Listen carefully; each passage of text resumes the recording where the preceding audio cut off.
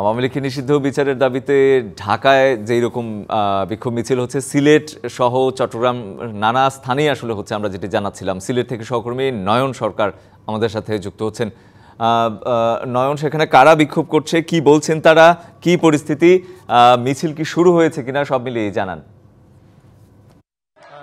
ধন্যবাদ আপনাকে। আসলে জেলা প্রশাসকের কার্যালয়ের সামনে আজ বিকেল ৩টা থেকে আমরা দেখতে পেরেছি যে ছাত্র জনতারা তারা এসে কিন্তু জড়ো হয়েছেন এবং ছাত্র জনতা যারা রয়েছেন তাদের সাথে সংহতি প্রকাশ করে এনসিপি ছাড়াও বিভিন্ন ছাত্র সংগঠন আমরা দেখতে পেরেছি আসলে এখানে এসে উপস্থিত হয়েছে এবং তাদের দাবি আসলে শেখ হাসিনা আওয়ামী লীগ যে সংগঠনটি রয়েছে সেই ফ্যাসিবাদ সংগঠনকে আসলে নিষিদ্ধ করার দাবিতেই আসলে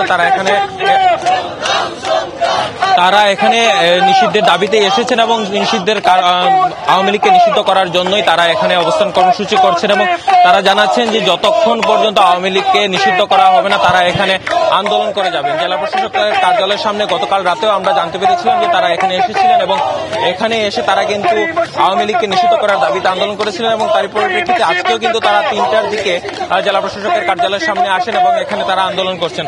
আমরা একটু তাদের কাছ থেকে জানার চেষ্টা করব আসলে শাইনি চুলে এখন হবে সব হেয়ার স্টাইল। সিল্কোর দ্বিগুণ শাইনি চুল প্রতিদিন। আন্দোলনের মাধ্যমে তারা কি জানতে চায় আজকের আন্দোলন?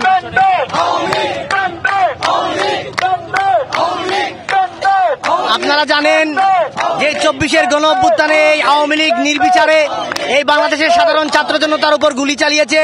সেই গণহত্যাকারী আওয়ামী লীগ আমরা আর বাংলাদেশের মাটিতে দেখতে চাই না।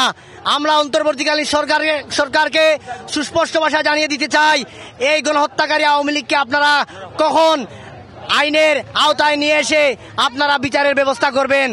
আমরা দেখতে পাচ্ছি এই অন্তর্বর্তীকালীন সরকার দীর্ঘদিন যাবৎ এই আওয়ামী লীগকে পুনর্বাসনের একটা ব্যবস্থা করে দিচ্ছে। আমরা সিলেটের মাটি থেকে সুস্পষ্ট ভাষায় জানিয়ে দিতে চাই, আপনারা অতি দ্রুত এই আওয়ামী লীগকে নিষিদ্ধ করুন।